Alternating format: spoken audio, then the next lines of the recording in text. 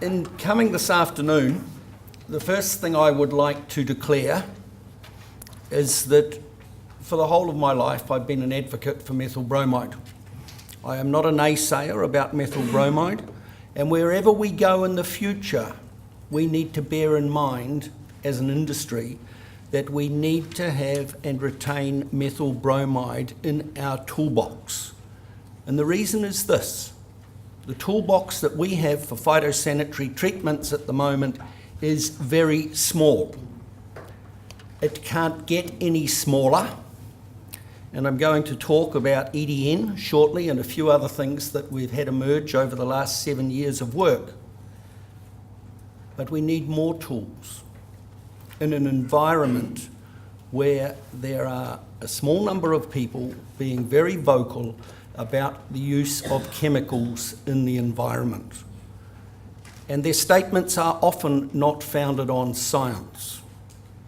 The work that Stimba brings you is founded on excellent science, undertaken largely in New Zealand by some of the world's leading scientists.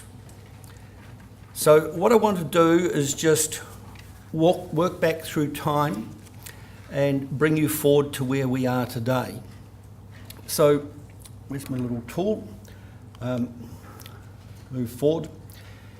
When we started in January 2011, we had just come through an October-November announcement from the EPA that they had completed the reassessment of methyl bromide. There were some immediate controls that were introduced and required as a result of that, and there were some that have come into effect in October 27th, 2020. We were probably, in hindsight, very lucky that we did not lose methyl bromide at that time. And I think largely we can thank the efforts of MPI and also the team of people that came together to form what is now Stimba and was then, and the effort that went into putting up counter cases against the gentleman Mark referred to, Stephen Browning. So in this environment that we moved, we needed to find alternative phytosanitary treatments, and we also identified that we needed a significant amount of money to do so. We had come to receive a note from MPI about that time that we were being considered for about $1.8 million from the PGP fund at that time. And believe me, when I looked at it then, I shrugged and said, well, I think it should have been 10 times that. And it has proven to be over time.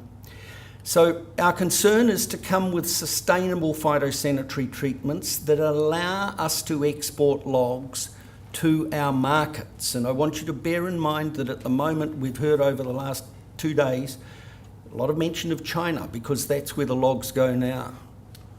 We also have heard mention of India, which is where some of the logs go now. But reflect back 15 years ago where the logs were going, and there wasn't a hell of a lot of them proportionally going into China. Markets change, and with changing markets will come changing demands from our trading partners. So in the research program that we set up, we had 9 ideal outcomes. I'm not going to read them out to you, but they were all predicated on consideration of where we needed to be. We were bearing in mind that we needed to reduce the risk in trade. So in other words, that ominous telephone call coming out of MPI saying that one of our trading partners had said there'd been interceptions and we weren't allowed to send logs anymore that had been treated with X, Y or Z. We also wanted to ensure that we reduce the impacts on anything that we come with on workers, communities, iwi beliefs and other such things. And we also are mindful of the environmental impacts. And I want to mention here that one of our concerns is to ensure that we actually take account of risk and the precautionary principle and do so with a cup of common sense in our hand. We can't ever eliminate all risk from whatever we do. It would be nice, but you all drive a car. Most of you will have it fueled with petrol, and it explodes when heat is applied or a match. So we need to be pragmatic in our way of thinking. And then we define that residual risk and we deal with it as best we can. So we certainly, in doing this, have drawn upon the best possible advice. We have developed even stronger networks than we had, and at the beginning I was relying on different personalities coming into the fold, and with them their networks coming, which we've now strengthened and we've built across the world. Importantly for Stimba, our levy is a voluntary one, and we have industry support 7 years later. The levy is paid on methyl bromide and phosphine, and at the moment, to the best of my knowledge, we only have 2 relatively small players in the industry who are not supporting us with the levy. So I think that in itself speaks very, very loudly for the industry, and the industry can be very proud of the fact that it is supporting a program. And for our part, we believe we're delivering what needs to be delivered. We've also made sure that when we commission our research, it's peer-reviewed, it's subject to scrutiny. Others pull it to pieces and comment on it, and we build it from there. That is critical to coming with something that will be accepted. So there's the figures. For the spend at the moment in the last 7.5 years, it's now about $22 million. About $8 million of that has come out of the industry, and the rest of it has come from government and co-funding from other partners. So Agmart, Trust and others. And I must also recognise here the discretionary contribution that has come out of Scion and also Plant and Food for their part as part of that money. We did an accounting exercise 18 months ago, and while we had a gut feeling as to where it was, we came out pretty close to it. So again, when I reflect, as recently as 3.5 years ago, I was being told the forest industry was a rent seeker. In other words, an organisation that went around, or a group, loose collective, went around Wellington with cap in hand to government departments saying, will you fund this work that we need done?